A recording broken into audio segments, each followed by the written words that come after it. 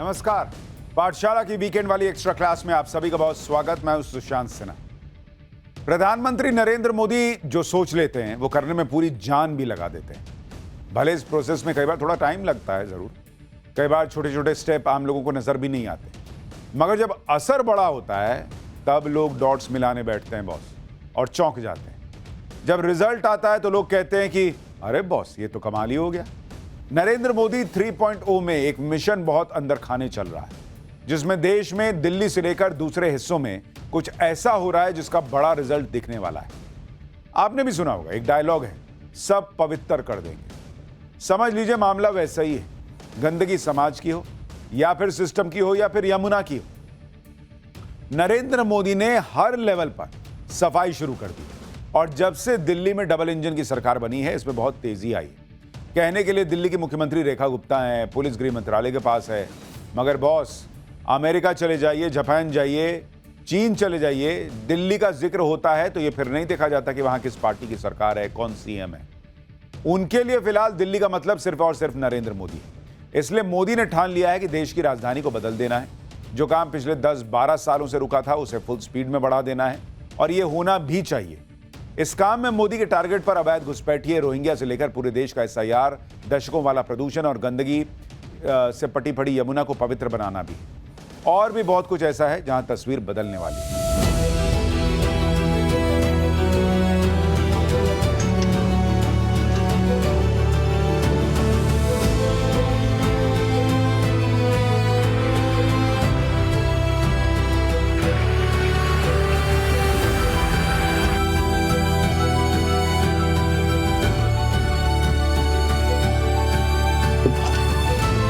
तो एक left side में, एक राइट साइड में।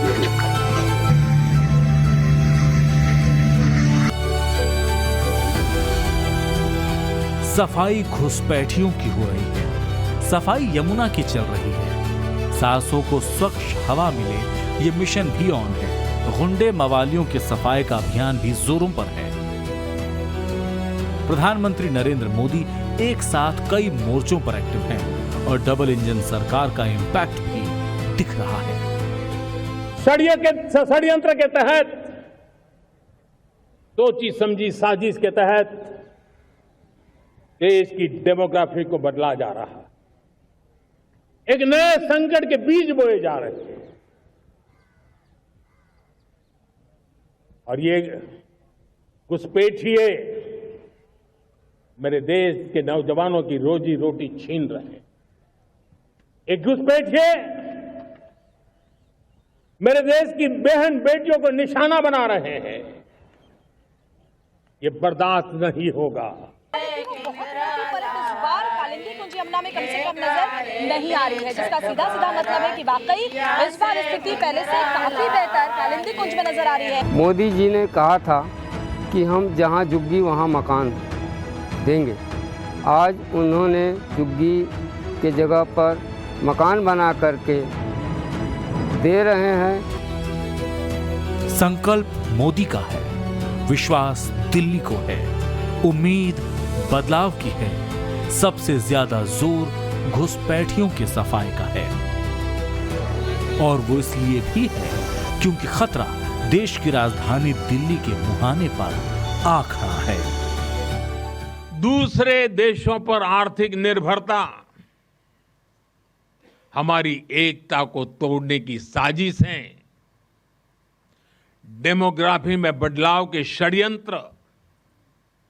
एक प्रधानमंत्री के नाते मैं नम्रतापूर्वक कहूंगा कि मुझे बहुत संतोष है कि हमारी सरकार इन चुनौतियों से तेजी से निपट रही है।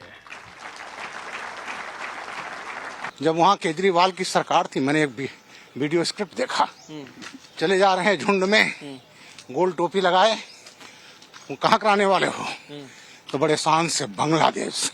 अरे जो आप आधार कार्ड इश्यू करते हो, वो आधार कार्ड लेकर, वो वोटर कार्ड लेकर ये दिल्ली तक आते हैं। आप उनको आधार कार्ड इश्यू न करो, आदमी क्या परिंदा भी पैर नहीं मार पाएगा।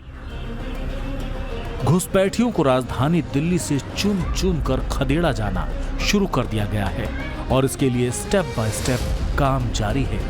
सक्रियता का अंदाजा इसी से लगा सकते हैं कि पहले भी दिवाली में अवैध तरीके से एंट्री करने वाले बाहर किए जाते थे, मगर तब बांग्लादेशी और रोहिंग्या घुसपैठियों पर बहुत ज्यादा फोकस नहीं था।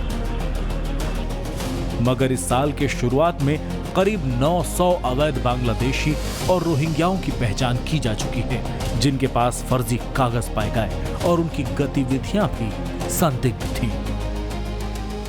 मान्यवर, ये बांग्लादेशी घुसपैठिए हो या रोहिंग्याज हो, जो घुस कर आते हैं, पहले असम से भी आते थे जब कांग्रेस की सरकार, अब बंगाल से आते हैं टीएमसी की सरकार, घुस कर आते हैं। इनको आधार कार्ड दादा कौन देता है? नागरिक कहां के बने हैं? कहां के बने हैं? जितने बांग्लादेशी पकड़े गए 24 परगना जिले का आधार कार्ड और नागरिकता है मान्यवर।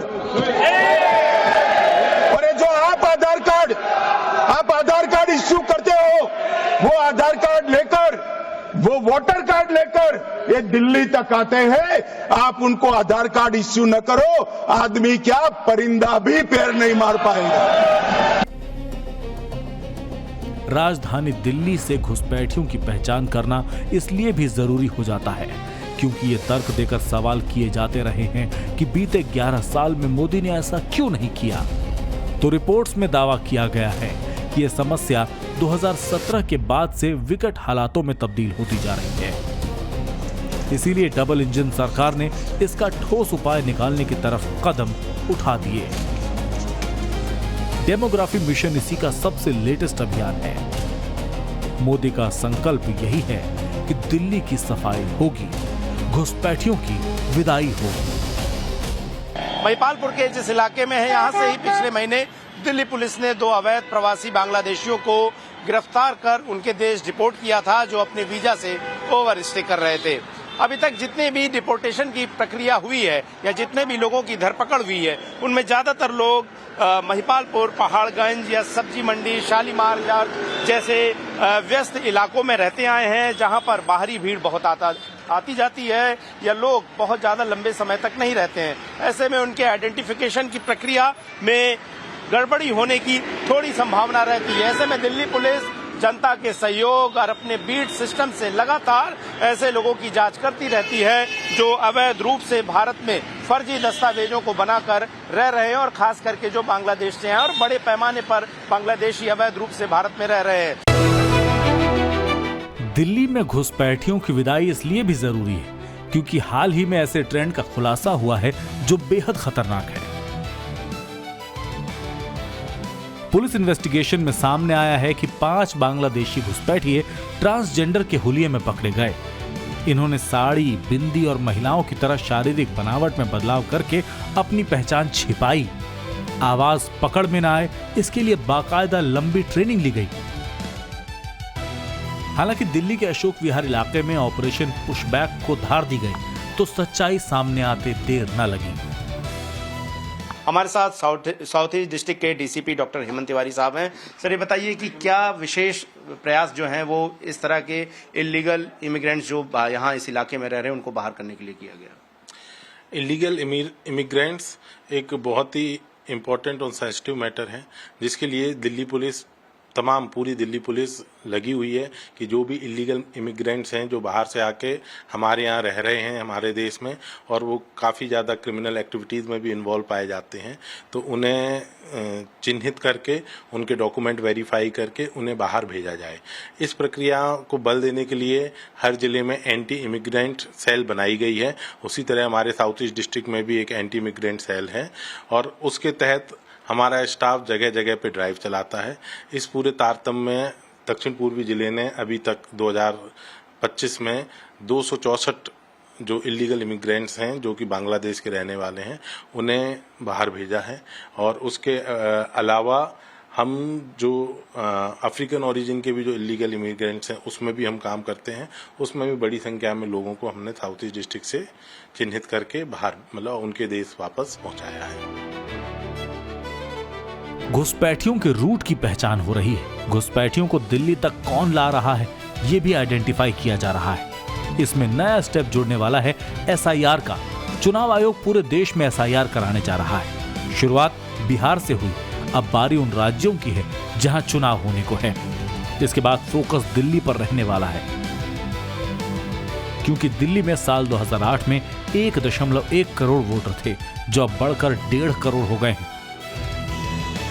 ये कैसे हुए, ये कौन लोग हैं, 100% सही हैं या वोट बैंक वाला घालमेल है, ये सब एसआईआर के जरिए कंफर्म हो जाएगा।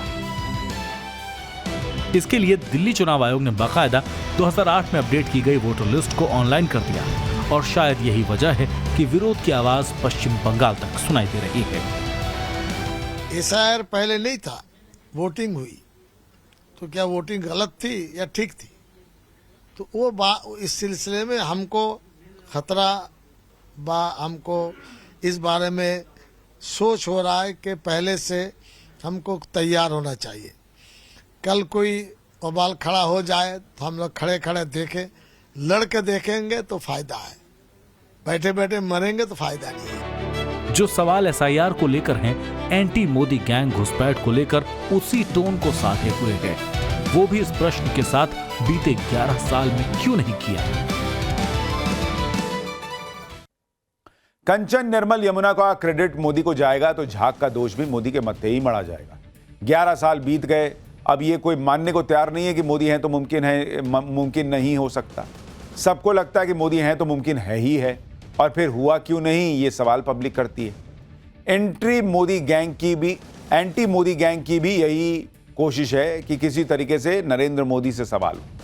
कहने वाले कह रहे हैं कि मोदी बनारस में गंगा की सफाई करने निकल पड़ते हैं, तो फिर दिल्ली में यमुना की सफाई कराने का जिम्मा खुद क्यों नहीं उठा लेते? अब जिनको मीन मेक निकालनी है वो तो इसी तरह से लगे रहेंगे, अपनी पॉलिटिक्स करते रहेंगे। करिए, जी भर के करिए, इसमें कोई बुराई नहीं है, लेकिन काम यहां भी हो रहा है। यमुना को देख लीजिए, और 29 अक्टूबर को दिल्ली में जो होने वाला है वो न्यू एक्सपेरिमेंट है। दिल्ली में पहली बार कृत्रिम बारिश होने जा रही है, मतलब आर्टिफिशियल क्लाउड सीडिंग होगी, मौसम ठंडा होगा, बारिश भी होगी। इन सब चीजों में प्रधानमंत्री नरेंद्र मोदी डायरेक्ट इन्वॉल्व नहीं है, मगर इस बार उन्होंने कह दिया है कि अभूतपूर्व बदलाव होगा। क्या ये वही है? कैसे होगा, कितना होगा, इस पर भी एक रिपोर्ट देखिए। जो दिल्ली में पहले कभी नहीं हुआ, उसका ट्रेलर है ये, जो अब तक सुनते आ रहे थे या सोशल मीडिया पर देखा भर था, उसकी छोटी सी झलक है ये। पहली बार देश की राजधानी दिल्ली में क्लाउड सीडिंग होने वाली है।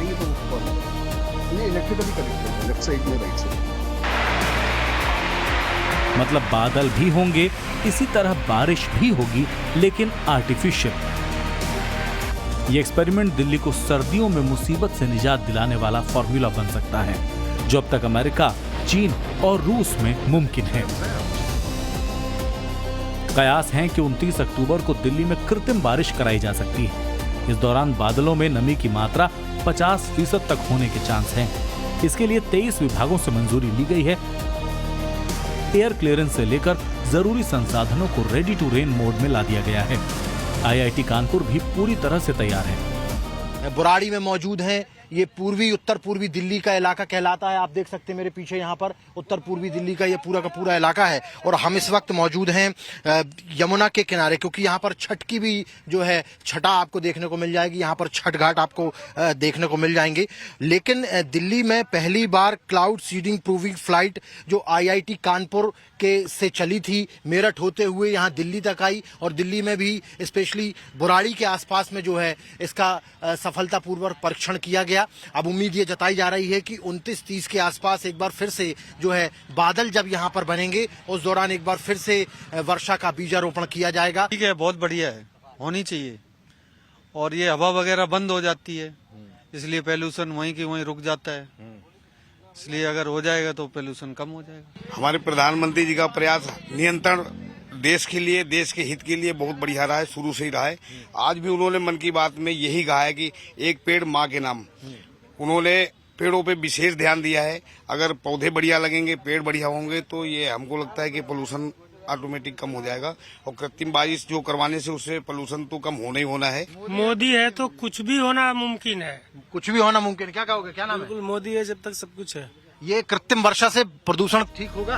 हाँ, बिल्कुल होगा। दिल्ली में क्लाउड सीडिंग का जिम्मा दिल्ली की बीजेपी सरकार के पास है। प्रधानमंत्री नरेंद्र मोदी का डायरेक्ट इन्वॉल्वमेंट नहीं, मगर जो काम पिछली सरकारें नहीं कर पाई उसे बीजेपी 9 महीने के भीतर संभव करा दे।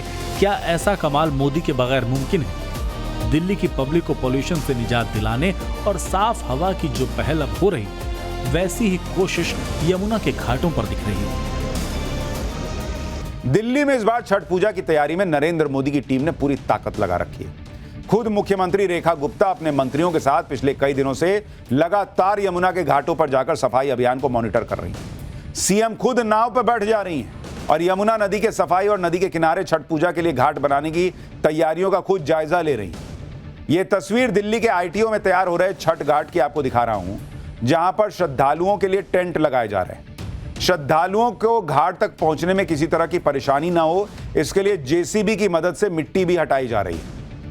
अब ये तस्वीर देखिए जो अब आपके स्क्रीन पर आएगी। ये आईएसबीटी कश्मीरी गेट के पास छठ पूजा के लिए तैयार हो रहे वासुदेव घाट की है।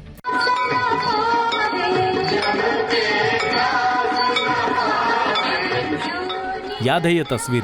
27 साल बाद दिल्ली की सत्ता में बीजेपी की वापसी हुई तो यमुना आरती की गई।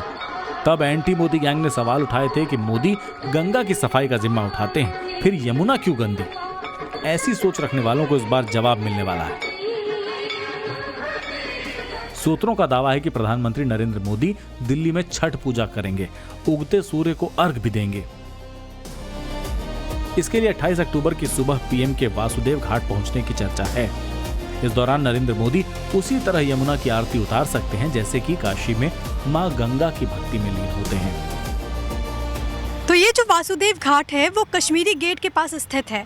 आप देखेंगे कि यहाँ पर कितनी भव्य तैयारियां की गई है। ठीक उस तरफ, यानी कि ये जो आप लकड़ी देख रहे हैं उसके इधर आप देखेंगे कि मशीनों के जरिए पानी को शुद्ध करने का काम किया जा रहा है, क्योंकि जिसका जिक्र श्वेता लगातार हम करते हैं कि यहाँ पर शुद्धता और पवित्रता सबसे अहम है। सबसे अहम है। और इसलिए देखिए अब जो वासुदेव घाट है वहाँ आप देखिए बैरिकेड जैसा बना दिया गया है ताकि इससे आगे जो व्रती हैं वो ना जा पाएँ जब यहाँ अर्घ देने के लिए आएंगे। और उसके अलावा जो घाट का जो पहले का हिस्सा है जहाँ से थोड़ा अगर आगे जाकर के अर्घ दिया जाएगा, उस हिस्से को भी पूरा क्लीन कर दिया गया है। यहाँ घास था, इसको समतल किया गया है। समतल करने के बाद अब इसको सुखाया जा रहा है।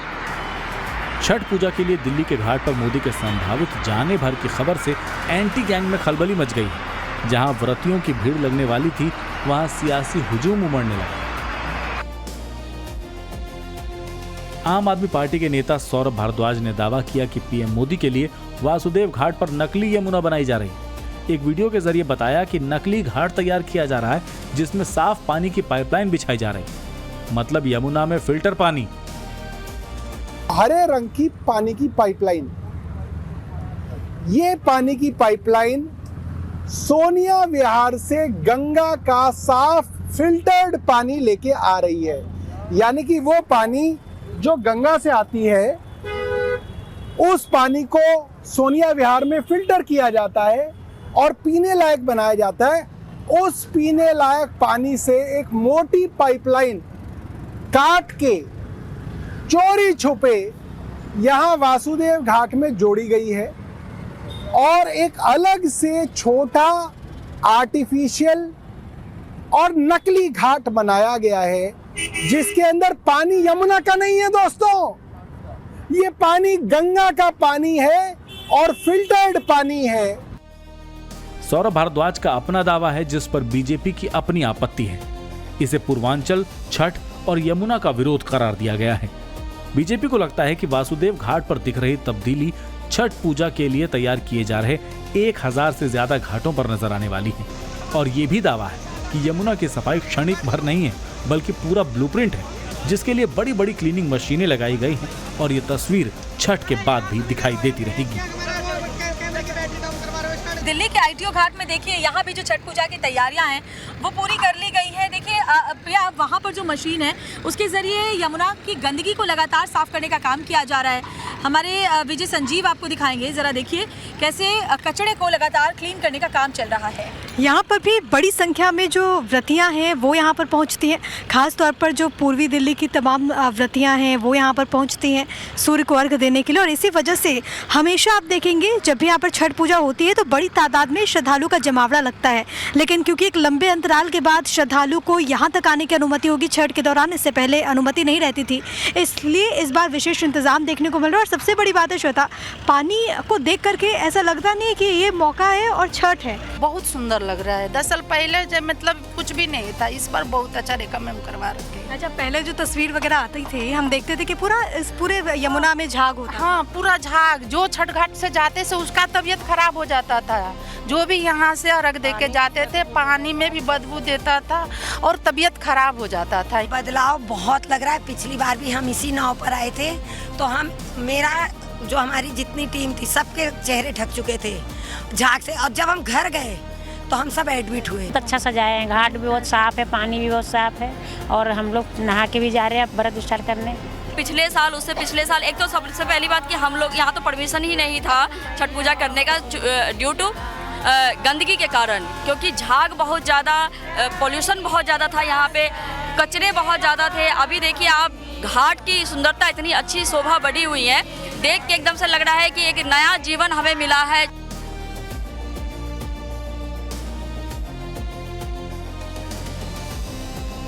दिल्ली में यमुना और धुएं के अलावा कूड़े के ढेर की सफाई भी फोकस में है। इसके लिए डेडलाइन भी है और रोड मैप भी तैयार है। लिहाजा दिल्ली में हर रोज 11,300 टन कूड़ा निकलता है, जिसमें से सिर्फ 8,010 टन का निस्तारण हो पाता है। बाकी 3,000 टन डेली के हिसाब से लैंडफिल पर डाल दिया जाता है। अब टारगेट 2028 में निकलने वाले 13,229 टन प्रतिदिन कूड़े का पूरी तरह से निपटान करना है, मतलब लैंडफिल वाली समस्या की जड़ तक पहुंचना। इससे बिजली और बायोगैस बनाए जाने की रूपरेखा भी रखी गई है। और वैसे भी मोदी के बारे में कहा जाता है कि वो टास्क देते हैं, टारगेट हर हाल में उन्हें कंप्लीट चाहिए होता है। मोदी का स्वच्छता वाला मिशन तो चल ही रहा है, उसके पैरेलल कई तरह के सफाई प्रोग्राम्स भी दिल्ली में या तो दिखने लगे हैं या फिर फ्यूचर में शुरू होने वाले हैं। वैसे इतना तो बनता भी है, लगातार 3 बार बीजेपी के दिल्ली में 7 सांसद रहे हैं, 27 साल बाद दिल्ली में बीजेपी की सरकार है, और भी बहुत कुछ ऐसा है जो मोदी के दम पर अचीव किया गया है। इसलिए जब बात विकसित भारत की होती है तो फिर विकसित दिल्ली का नक्शा भी सामने आता है। मोदी का मानना है कि दुनिया जब भारत को परखे तो ये महसूस हो जाए कि यही है विकसित भारत की राजधानी। इसे लेकर प्रधानमंत्री अर्थव्यवस्था, आत्मनिर्भरता और आत्मविश्वास वाले मंत्र पर काम कर रहे हैं। दिल्ली के मेट्रो नेटवर्क के मामले में दुनिया के सबसे बड़े नेटवर्क क्षेत्रों में से एक है। कमर्शियल और इंफ्रास्ट्रक्चर में जबरदस्त बदलाव दिखा है। एनसीआर की कनेक्टिविटी में सुधार हुआ है। संयुक्त राष्ट्र की रिपोर्ट के मुताबिक अगले 4 सालों में दिल्ली एनसीआर टोक्यो को भी पीछे छोड़ देगा। मैंने पहले भी कहा था कि संयुक्त राष्ट्र की रिपोर्ट में यह नहीं दिख रहा कि किस पार्टी की सरकार है, कौन मुख्यमंत्री है, कौन विपक्ष में है, क्या हो रहा है। उसका आकलन सिर्फ प्रधानमंत्री नरेंद्र मोदी और उनके विजन के आधार पर है। जनवरी में 12,000 करोड़ से ज्यादा की योजनाएं, फिर अगस्त में 11,000 करोड़ रुपए की हाईवे परियोजनाओं। इसके अलावा जहां झुग्गी वहीं मकान स्कीम के तहत स्वाभिमान फ्लैट के नाम से 1645 नए मकान। ये दिल्ली के लिए प्रधानमंत्री नरेंद्र मोदी के वो एफर्ट्स हैं जिनका केंद्र से कोई कनेक्शन नहीं। नरेंद्र मोदी जी की केंद्र सरकार ने जितना इंफ्रास्ट्रक्चर का काम किया है, जितना एडवांस्ड काम बाकी मूलभूत सुविधाएं प्रोवाइड करने के लिए किया है, कांग्रेस की सरकार कभी नहीं कर पाई थी। ये दर्शाता है कि प्रधानमंत्री नरेंद्र मोदी जी फ्यूचर रेडी भारत कर रहे हैं, जो टेक्नोलॉजिकली एनेबल्ड सिटीज हो, जो स्मार्ट सिटीज हो, और ये साथ में स्मार्ट सिटी मिशन का भी एक बहुत बड़ा सक्सेस पॉइंट है आज, जिसको यूनाइटेड नेशंस की खुद की रिपोर्ट एक्नॉलेज कर रही है। चमकती दमकती और संयुक्त राष्ट्र की रिपोर्ट पर मुहर लगाती मोदी के सपनों की दिल्ली कैसी होगी, उसका नया लुक भी देखिए। एनसीआर को कनेक्ट करते आलीशान पुल और टनल पर संस्कृति की झलक। मोदी की कोशिश है इन सड़कों पर हर कदम नापे, इनसे हर मंजिल आसान हो और विकसित भारत के गौरव बखान का ऐसा चैप्टर लिखें जहां मोदी से ज्यादा दिल्ली के सही मायनों में दुनिया के फलक पर विराजमान होने का एहसास हो। दुनिया जब भारत को देखती है, परखती है, तो उसकी पहली नजर हमारी राजधानी पर पड़ती है, हमारी दिल्ली पर पड़ती है। इसलिए दिल्ली को हमें विकास का ऐसा मॉडल बनाना है जहां सभी को महसूस हो कि हां, ये विकसित होते भारत की राजधानी है। दिल्ली की चमक के लिए जरूरत है ऐसी सफाई की जहां सामाजिक गंदगी के लिए स्कोप ना हो, और यह हर लेवल पर जरूरी है, चाहे वो दुश्मन देश का एक्टिव स्लीपर सेल हो या गुंडे गैंगस्टर किस्म के अपराधी। बीते एक हफ्ते के भीतर दिल्ली में 5 से ज्यादा एनकाउंटर किए गए। धुआंधार, ताबड़तोड़ और कार्रवाई भी ऐसी जिसे कोई योगी स्टाइल कह रहा है, कोई दिल्ली पुलिस का नया तरीका। दिल्ली पुलिस ने कुछ दिनों पहले 1 जनवरी से 30 जून तक का क्राइम डेटा जारी किया। बीते 2 साल की तुलना में 2025 के शुरुआती 6 महीनों में स्ट्रीट क्राइम में को लेकर गंभीर अपराध जो होते थे उसके आंकड़े जो हैं वो सामने रखे गए और बताया गया था कि इसमें कमी आ रही है। दिल्ली पुलिस के दावे के मुताबिक पिछले साल इसी साल के मुकाबले इस बार लूट में करीब 23% की कमी आई है। महिला संबंधित अपराधों में भी गिरावट देखी। सीसीटीवी कैमरे, क्राइम मैपिंग और डेटा एनालिटिक्स जैसे डिवाइसों से अपराध के हॉटस्पॉट की पहचान की गई। इससे जुर्म के पैटर्न को ट्रैक करने में आसानी हुई। एनसीआरबी का डेटा कहता है कि 2023 में दिल्ली में अपराध का आंकड़ा बढ़कर 3 लाख से ज्यादा चला गया था। अब हो सकता है जब नए आंकड़े आए तो 2025 में गिरावट दिखे। मैं ये बात इस विश्वास के साथ भी इसलिए कह रहा हूं क्योंकि इस साल दिल्ली पुलिस करीब 30 मामलों में जवाबी कार्रवाई करके 50 से ज्यादा बदमाशों को गिरफ्तार कर चुकी है। योगी स्टाइल में एनकाउंटर तक हो रहे हैं। सरेंडर नहीं करने वाले और पुलिस पर गोली चलाने वाले गुंडों की छाती पर गोली दागी जा रही है। दिल्ली पुलिस ने हरियाणा के रोहतक और उससे लगने वाले जिलों में भी रेड मारकर कई कुख्यात गैंगस्टर और उनके गुर्गों को, उनके सिंपैथाइजर को पकड़ा है। बिहार का नया बना सिग्मा गैंग दिल्ली में 15 मिनट में ढेर हो गया। इसी हफ्ते 4 बदमाशों का दिल्ली में एनकाउंटर किया गया। 3 बिहार के थे। दिल्ली पुलिस की क्राइम ब्रांच ने नए नवेले सिग्मा एंड कंपनी का खेल खलास कर दिया। नेपाल तक अपना नेटवर्क फैलाने वाले इस गैंग के मुखिया ने अपनी क्रिमिनल एक्टिविटी की डिटेल और अपराधों को बायोडेटा बना रखा था। इस बार बिहार चुनाव में गड़बड़ी की मंशा फैला रखी थी, लेकिन दिल्ली पुलिस की बंदूक से निकली गोली अपराधियों का सफाया करके ही धाए पर रुकी। जो इलाका है, ये सेक्टर 4 का इलाका है, बहादुर शाह मार्ग है, ये यहाँ पर पुलिस ने ट्रैप लगाया और देखा कि सफेद बेलेनो कार जो इस वक्त जहाँ पर क्षतिग्रस्त खड़ी है वो आप देख सकते हैं। उस कार में ये लोग चारों सवार होकर यहाँ पर पहुंचे थे। पुलिस ने इनको रोकने की कोशिश की तो इन्होंने पुलिस के ऊपर फायरिंग की, लेकिन पुलिस ने जवाबी की। पहले से दिल्ली पुलिस क्राइम ब्रांच के साथ बिहार पुलिस भी यहाँ पे थी। फायरिंग की गई, ताबड़तोड़ फायरिंग हुई, मल्टीपल राउंड फायरिंग हुई, जिसमें इन चारों को गोली लगी और चारों घायल को बीएसएफ हॉस्पिटल ले जाया गया। डॉक्टर ने इनको ब्रॉड डेड घोषित किया। दिल्ली पुलिस ने आईएसआईएस के 2 ऑपरेटिव्स को भी धर दबोचा। ये भीड़ भाड़ वाले इलाकों में ब्लास्ट की प्लानिंग कर रहे थे। अपने आकाओं के इशारे पर कई जगह की रेकी कर चुके थे। इनके पास से लैपटॉप मिला जिसमें आईएसआईएस का गुणगान करते वीडियो और आईईडी बनाने के तरीके भी दिखाए गए थे, मगर दिल्ली पुलिस ने इस साजिश को दफन कर दिया।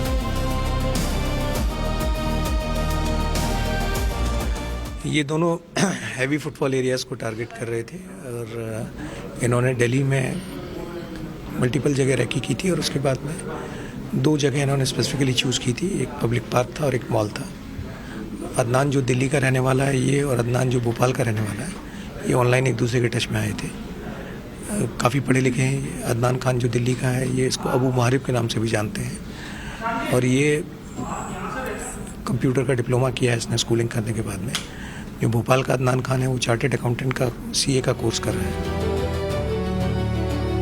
दिल्ली से तय होती है करोड़ों हिंदुस्तानियों की भाग्य रेखा। दुनिया के फलक पर भारत की चमक का ग्राफ कैसा है, ये भी दिल्ली की मजबूती से ही डिसाइड होता है। इसीलिए मोदी हर लेवल पर सक्रिय हैं, खुद फैसले भी ले रहे हैं। 2014 में जो नींव रखी उसे विस्तार दे रहे हैं। वैसे भी दिल्ली देश का दिल है और इस दिल को किसी तरह की बीमारी ना हो, इसके लिए हर तरह का मुकम्मल इंतजाम किया जा रहा है। हर लेवल पर सफाई चल रही है। ब्यूरो रिपोर्ट, टाइम्स नाउ, नव भारत। पाठशाला की एक्स्ट्रा क्लास में अब बात पाकिस्तान के फील्ड मार्शल मुनीर के उस प्लान की जिसका मकसद है आतंकी जमातों को फिर से जिंदा करना। भारत के हाथों अपनी सेना के पिटने के बाद बुर्के वाली लेडी टेरर ब्रिगेड को आगे करके उनके पीछे छुपना। अहिंसा परमो धर्म के मंत्र पर चलने वाला भारत बहुत चुप रह लिया, बहुत डिफेंस खेल लिया, मगर न्यू नॉर्मल से अब सीधा अटैक होता है। दहशतगर्दों को हिंदुस्तान घर में घुसकर मारता है, कहीं गुनहगार को नहीं बख्शता, सिंदूर का बदला खून से लेता है। ऑपरेशन सिंदूर के बाद यह बात अब पूरी दुनिया जान चुकी है। पाकिस्तान ने तो इसे खुद पर झेला है, लेकिन इतनी मार खाने के बाद भी जो सुधर जाए वो पाकिस्तान कैसा। इसलिए कहा जा रहा है कि सिंदूर का पार्ट 2 भी अवश्यंभावी है। आप लिख कर रख लीजिए, जिस तरह की हरकत पाकिस्तान कर रहा है उसके हिसाब से यह आज नहीं तो कल होना तय है।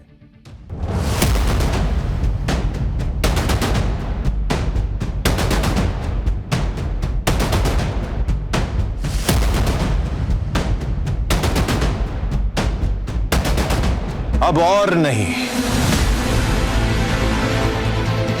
अब सीधा अटैक होगा। उनके घर में घुसकर मारेंगे सालों को, किसी को नहीं छोड़ेंगे। क्या आतंक पर सबसे बड़ी स्ट्राइक का वक्त आ गया? इस वक्त आपकी जमात का जो सबसे बड़ा दुश्मन है वो मोदी है, वो इंडिया है।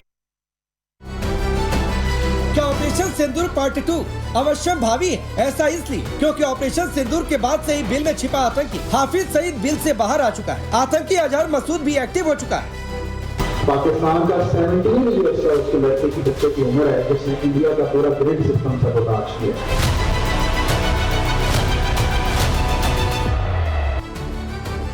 इतना ही नहीं, आतंकी जमात को जिंदा करने के लिए लाहौर में एक बड़ी रैली का आयोजन भी किया जा रहा है।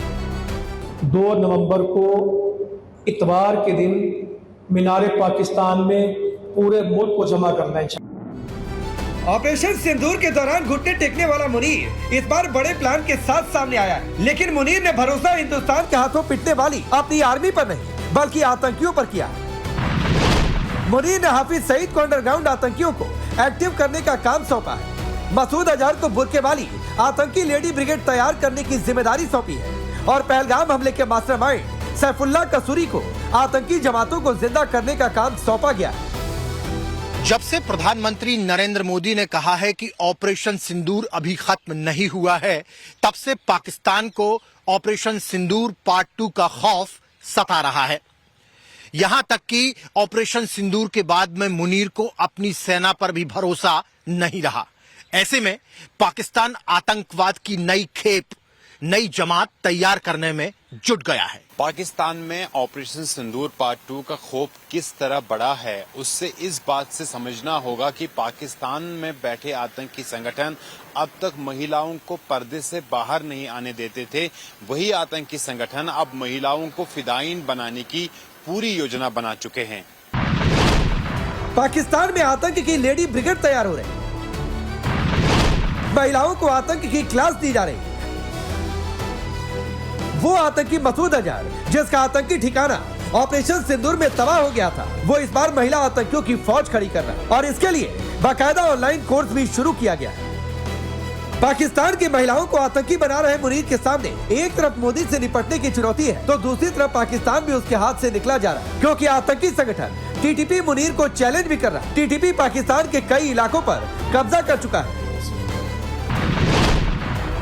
जो पाकिस्तान मोदी को घेरने चला था, वो कैसे खुद 3 मोर्चों पर घिर चुका है, ये भी आपको आगे बताएंगे। लेकिन सबसे पहले समझिए, आतंकी हाफिज सईद और मसूद अजहर सिर्फ 150 रुपए की फीस लेकर और रोज 40 मिनट ऑनलाइन क्लास देकर कैसे बना रहे हैं महिला आतंकियों की ब्रिगेड। महिला आतंकी तैयार करने के लिए शुरू किए गए कोर्स का नाम तुफ्त अल मुमिनात रखा गया। कोर्स के जरिए महिलाओं को आतंकवाद का पाठ पढ़ाया जाएगा। ISIS और बोको हराम की तर्ज पर जमात अल मुमिनात नाम का आतंकी विंग तैयार किया जा रहा है और फिर इनका इस्तेमाल महिला आत्मघाती हमलावर के तौर पर किया जाएगा। जैश की महिला ब्रिगेड से जमात उल मुमिनात के लिए फंड भी जुटाया जाएगा। जिहादी ट्रेनिंग के लिए रोज 40 मिनट की ऑनलाइन क्लास होगी, जिसके लिए महिलाओं से 150 भारतीय रुपए वसूले जाएंगे। बताइए, फीस लेकर बॉम्बर बनाएंगे। पाकिस्तान में आतंक का ऑनलाइन लाइव लेक्चर 8 नवंबर से शुरू होने जा रहा है, जिनमें आतंकियों की पत्नियों और गरीब महिलाओं को भर्ती किया जा रहा है। ये महिलाएं बहावलपुर, कराची, मुजफ्फराबाद और कोटली जैसे इलाकों में मदरसों में पढ़ती हैं। महिला आतंकियों को ट्रेनिंग का जिम्मा मसूद अजहर की 2 बहनों को दिया गया है। सादिया अजहर और समैरा अजहर महिला आतंकी तैयार करने का काम करेंगे। इनके नाम में अ हटा देना चाहिए, जहर ही जहर है, अजहर की क्या जरूरत है। सादिया अजहर वही है जिसका पति आतंकी यूसुफ अजहर ऑपरेशन सिंदूर के दौरान मारा गया। खबरों के मुताबिक जैश ए मोहम्मद आतंकी संगठन ने अपनी महिला विंग जमातुल मोमिनात में एक बड़े चेहरे को जोड़ दिया है। 2019 के पुलवामा आतंकी हमले के मास्टरमाइंड उमर फारूक की पत्नी आफिरा बीबी को भी शोरा यानी सलाहकार परिषद में शामिल किया गया है और अब आफिरा बीबी सादिया अजहर जो कि जैश ए मोहम्मद संगठन की प्रमुख मसूद अजहर की बहन है, वो साथ मिलकर इस महिला विंग की गतिविधियों को संभाल लेगी। ऑपरेशन सिंदूर के दौरान भारतीय सेना ने जैश का बहावलपुर वाला मरकज तबाह किया। ये आतंकियों का मुख्य ठिकाना था। अब पाकिस्तान की आर्मी की शय पर जैश फिर से संगठित हो रहा। खबरों के मुताबिक पाकिस्तान वाले पंजाब और सिंध राज्यों से करीब 1500 आतंकी जैश में शामिल किए जा चुके हैं। साथ ही पाकिस्तान के शहरों में चल रहे जैश के मदरसों और मस्जिदों से करीब 100 करोड़ का चंदा भी जुटाया जा चुका है। ऑपरेशन सिंदूर में जो आतंकी ठिकाने तबाह हुए, उनकी मरम्मत के नाम पर जैश फंड जुटा रहा। साथ ही जैश ने नवंबर के महीने में युवाओं तक ऑफलाइन रीच के लिए पाकिस्तान के शहरों में 100 से ज्यादा मरकज यानी सम्मेलन करने का फैसला किया है, जिसका मकसद ग्रामीण इलाके के युवाओं का ब्रेन वॉश कर उन्हें कट्टरपंथी मजहबी विचारधारा में शामिल करना है, जिससे जैश के आत्मघाती दस्ते तैयार किए जा सके। जैश ने FATF से अपने हुक्मरान आकाओं को बचाने के लिए अब रिक्रूटमेंट का एक छद्म ऑपरेशन लॉन्च किया है। जैश ए मोहम्मद पाकिस्तान में मदरसों और मस्जिदों में आतंकवादियों की भर्ती करता है और उनका संचालन करता है और अब महिला ब्रिगेड के नाम पर जैश ए मोहम्मद पूरे पाकिस्तान में युवाओं को भर्ती कर रहा है और उन्हें चरमपंथ की तालीम दे रहा है। और वो ये इसलिए कर रहा है क्योंकि पाकिस्तान सरकार FATF को ये बता सके कि ये जो भर्ती हो रही है ये किसी चरमपंथ के लिए नहीं है, बल्कि दीनी तालीम यानी धार्मिक शिक्षा के लिए की जा रही है। एक तरफ मसूद अजहर ने महिला आतंकियों की ट्रेनिंग का प्लान तैयार किया, तो दूसरी तरफ हाफिज सईद भी अंडरग्राउंड आतंकियों को दोबारा एक्टिव करने में लगा। ये पोस्टर देखिए, लश्कर तैयबा ने पाकिस्तान में 2 नवंबर को एक बड़ी रैली प्लान। रैली के लिए पोस्टर छपवाए गए, जिसमें पहलगाम हमले के मास्टरमाइंड आतंकी सैफुल्लाह कसूरी को पोस्टर बॉय बनाया गया। लेकिन 24 तारीख को अचानक ही रैली को कैंसिल कर दिया गया। इसके पीछे वजह सुरक्षा कारणों को बताया गया। ऑपरेशन सिंदूर के बाद पाकिस्तानी सेना के चीफ आसिम मुनीर किस तरह आतंकियों के गोद में बैठ गए, उसका सबसे बड़ा उदाहरण लाहौर के मीनार पाकिस्तान पर होने वाली लश्कर तैयबा की वो रैली थी, जिसको ऑपरेशन सिंदूर के बाद एक प्रोग्राम के तहत सबसे बड़ी रैली के तौर पर प्रचारित किया जा रहा था। इस रैली का मकसद जिहादी कैडरों को एक बार फिर से संगठित करना और उनमें जोश भरना था। इसमें लश्कर के कई शीर्ष आतंकी नेताओं को भी शामिल होना था, लेकिन ऐन वक्त पर यह रैली रद्द कर दी गई। अब इसके पीछे डर क्या है? क्या ऑपरेशन सिंदूर पार्ट 2 के चलते यह रैली रद्द कर दी गई, या फिर उस TTP के चलते जो आए दिन पाकिस्तान में फिदायीन हमला कर रहा है? सही कारण फिलहाल पता नहीं चल पाया है। इस रैली का अचानक कैंसिल होना अपने आप में कई सवाल पैदा करता है, क्योंकि हाफिज सईद का बेटा तलहा सईद रैली की तैयारियों में जी जान से जुड़ा था। इसमें उन आतंकियों को भी शामिल होना था जो इंडिया के मोस्ट वांटेड है। ये रैली लश्कर के पॉलिटिकल विंग पाकिस्तानी मरकजी मुस्लिम लीग के बैनर तले बुलाई गई थी। मुनीर ने रैली के जरिए लश्कर को नए सिरे से खड़ा करने की प्लानिंग की थी। लाहौर से लेकर इस्लामाबाद, फैसलाबाद, कराची और रावलपिंडी तक इसका प्रचार किया जा रहा था। रैली में हाफिज सईद को तो नहीं आना था, लेकिन उसका संदेश पढ़ा जाना था। लाहौर में खुलेआम होने वाले आतंकियों के जमावड़े पर आतंकी हाफिज अब्दुल रऊफ ने एक वीडियो जारी किया था, जिसके जरिए आतंकियों को बुलावा भेजा जा रहा था। वो वीडियो भी देखिए। 2 नवंबर को इतवार के दिन मीनार पाकिस्तान में पूरे मुल्क को जमा करना इंशाअल्लाह। इसी दावत के लिए वही खिदमत खल्क जो आप सैलाबों ज़लज़लों में करते हैं, और वो जो सियासत, जो नबियों की सियासत हम इस मुल्क में राइज करना चाहते हैं, उसको समझाने के लिए। तो आज सिर्फ इतना कहता हूँ, इसकी तैयारी शुरू कर दें, अपने मोबाइल से इसके मैसेज करें, लोगों को तैयार करें। जगह मीनार पाकिस्तान हो और भरा सारा लाहौर हो। चला आपको बता दें कि आतंकी हाफिज अब्दुल रऊफ ऑपरेशन सिंदूर के दौरान सुर्खियों में आया था। ये वही आतंकी है जिसने ऑपरेशन सिंदूर में मारे गए आतंकियों की नमाज़े जनाजा की अगुवाई की थी। पाकिस्तान के जनरलों के आगे रऊफ ने ही आतंकियों का नमाज़े जनाजा पढ़ा था। मसूद अजहर की तर्ज पर हाफिज सईद भी मुनीर के इशारों पर महिलाओं का ब्रेन वॉश कर लश्कर की महिला विंग तैयार कर रहा। आपको सुनवाते हैं कैसे लश्कर का टॉप कमांडर महिलाओं को भड़का रहा, भारत के प्रधानमंत्री नरेंद्र मोदी का नाम लेकर बदला लेने की कस्में दिला रहा। इस वक्त आपकी जमात का जो सबसे बड़ा दुश्मन है वो मोदी है, वो इंडिया है।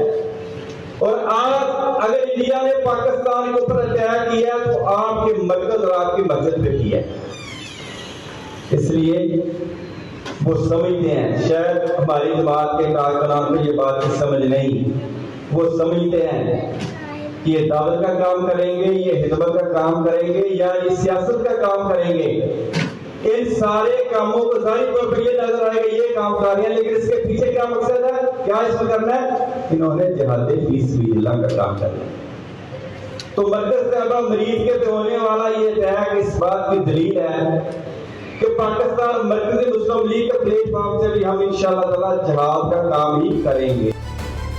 ठीक जैश के नक्शे कदम पर ही लश्कर ने भी अपने यहाँ महिला आतंकियों की भर्ती का जो प्लान तैयार किया है, उसमें पाकिस्तान के शहरों में खुलकर जगह जगह मीटिंग होती है। इन मीटिंग्स में सिर्फ महिलाएं होती हैं। लाहौर में हुई लश्कर की PMML विंग की ऐसी एक मीटिंग में क्या हुआ वो आपको दिखाते हैं। बिस्मिल्लाहिर्रहमानिर्रहीम। ये पाकिस्तान मरकजी मुस्लिम लीग लाहौर के शोबा खिदमत खल की जानिब से इस वक्त अल्हम्दुलिल्लाह अलीपुर के अंदर जो कायम खैमा बस्ती है उसमें खवातीन का खिदमत कन्वेंशन माशाल्लाह ये जारी है। लाहौर से हमारी मसूला जो है बाजी सादिया वो माशाल्लाह यहाँ मौजूद है, खवातीन को नसीहत कर रही है। हाफिज सईद ने महिला सशक्तिकरण के नाम पर मुस्लिम महिला लीग और मुस्लिम गर्ल्स लीग बनाई है, जिसका कामकाज हाफिज सईद के परिवार की महिलाएं देखती हैं। लेकिन इनकी जो क्लास लगती है वो लश्कर के बड़े आतंकी लेते हैं, जहां उनका ब्रेन वॉश किया जाता है। लश्कर आतंकी कैसे महिलाओं को बरगला रहे हैं ये भी आपको सुनवाते हैं। इसको भी आप कभी स्टडी कीजिएगा कि हमने मई के अंदर किस तरीके से टेक्नोलॉजी का इस्तेमाल करके इंडिया को शिकस्त दी और इंडिया का जो बिजली का जो ग्रिड सिस्टम है उसको सबोटाज हमारे 17 साल के एक लड़के ने किया। पाकिस्तान का 17 ईयर्स का उसके लड़के की बच्चे की उम्र है जिसने इंडिया का पूरा ग्रिड सिस्टम सबोटाज किया। तो ये इस वक्त जो जंगे हैं ये अब गनों से निकल के बारूद से निकल के इस वक्त AI और इन चीजों के ऊपर शिफ्ट हो चुकी हैं। और इस चीज को ध्यान रखकर मतलब सबसे ज्यादा AI से जिसका नुकसान हुआ मुस्लिम उम्मत का नुकसान हुआ। आपने देखा कैसे मुनीर आतंकियों को फिर भारत के खिलाफ मोहरा बना रहा, खवातीनों के बुर्के की आड़ लेकर डबल गेम खेल रहा, और ऐसा वो इसलिए कर रहा क्योंकि वो घर में ही खुद बुरी तरह घिर चुका है। एक तरफ इजराइल का समर्थन करने के कारण उस पर ट्रंप का पिछलग्गू होने का लेबल चस्पा किया जा रहा, तो दूसरी तरफ अफगान तालिबान ने मुनीर आर्मी की नाक और कान ऐसे अच्छे से ऐंठ दिए हैं कि परमाणु बम और सबसे शानदार एयरफोर्स का दावा करने वाले मुनीर को कतर में तालिबान के सामने सीज फायर के लिए गड़गड़ाना पड़ा और इस फील्ड मार्शल की हकीकत खुलकर सबके सामने आ गई। यही नहीं, अब सीधी चुनौती फील्ड मार्शल मुनीर तक को दी जा रही। सोशल मीडिया पर छाया हुआ TTP के कमांडर का ये वीडियो देखिए, उसकी बातें सुनिए, आपको खुद अंदाजा हो जाए। आप मर्द है कि अगर आपके सीने में मर्द का दिल है, आपने वाकई जो है अपनी माँ का दूध पिया है, तो हम इंशाल्लाह को आज आएंगे। फिर आप इतनी सी जो है मेहरबानी करें कि जो आम फौजियों को आप भेड़ बकरियों की तरह बेचते हो, इनके बजाय आप खुद भी आया करें ताकि हम आपको जंगों का मजा चखाए, ताकि हम आपको ये बताए कि जंग कैसी लड़ी जाती है। TTP कमांडर ने यह चुनौती अफगानिस्तान और पाकिस्तानी सेना के बीच जोरदार लड़ाई के बाद जारी की है।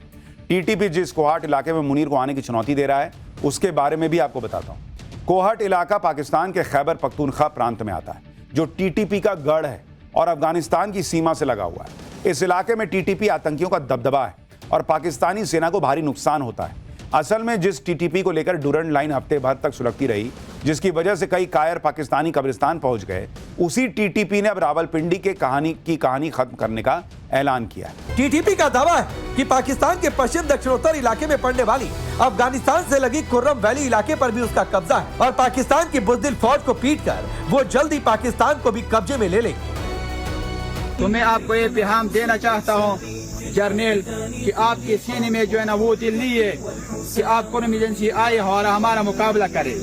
आप बार बार जो है ना अपनी फौजियों को कुर्बानियों की बातें सुना रहे हो, लेकिन हमें पता है कि आप जर्नलों की बंदूकों से सालों में जो है ना सालों में गोलियां नहीं निकलते हैं बुज़दिली की वजह से। ना आप कोई इमरजेंसी आ सकते हैं, लेकिन इंशाल्लाह मैं अपनी मुजाहिद साथियों के साथ करीब के ज़माने में, करीब के दिनों में कोहाट आएंगे हम इंशाल्लाह उल अजीज। टीटीपी सिर्फ धमकी नहीं दे रहा बल्कि पाकिस्तान की सेना की बैंड भी बजा रहा। टीटीपी ने 8 अक्टूबर के खैबर पख्तूनख्वा में हमले का वीडियो फुटेज जारी किया। टीटीपी का दावा है कि हमले में 22 से ज्यादा पाकिस्तानी सैनिक मारे गए थे। बड़े पैमाने पर पाकिस्तानी सेना के हथियार छीन लिए थे। हालांकि पाकिस्तान की सेना ने सिर्फ 11 सैनिकों के मारे जाने की बात मानी थी। टीटीपी एक के बाद एक वीडियो जारी करके मुनीर और शहबाज की पोल खोल रहे। टीटीपी ने पेशावर के पास का एक वीडियो जारी किया है। यहाँ सड़क पर टीटीपी के आतंकी दिखाई दे रहे हैं। यानी जहाँ पाकिस्तान की सेना को होना चाहिए वहाँ टीटीपी के आतंकियों ने चौकियां बना ली। यानी टीटीपी पाकिस्तान में घुसकर मुनीर को चुनौती दे रहा। पुरानी कहावत है, विनाश काले विपरीत बुद्धि। मुनीर इस वक्त इसी विपरीत बुद्धि का शिकार है। वो मोदी को घेरने चला था लेकिन खुद 3 मोर्चों पर घिर चुका है। पाकिस्तान में हालात विनाशकाल जैसे हैं। महंगाई ऐसी है कि टमाटर 600 रुपए किलो बिक रहा। अफगान बॉर्डर के साथ साथ बलूचिस्तान, केपीके और पीओके में आजादी की तहरीकें पुरबुलंद है। लेकिन मुनीर कभी भारत को न्यूक्लियर धमकी दे रहा तो कभी टीटीपी आतंकियों की काट के लिए लश्कर और जैश को फिर से जिंदा करने में जी जान से जुटा है। मुनीर को सबसे ज्यादा डर ऑपरेशन सिंदूर पार्ट 2 का है, क्योंकि वो जानता है कि आतंकी सोच वाली उसकी बुद्धि शुद्धि का महायज्ञ हिंदुस्तान किसी भी पल कर सकता है। Bureau report, times now Bharat.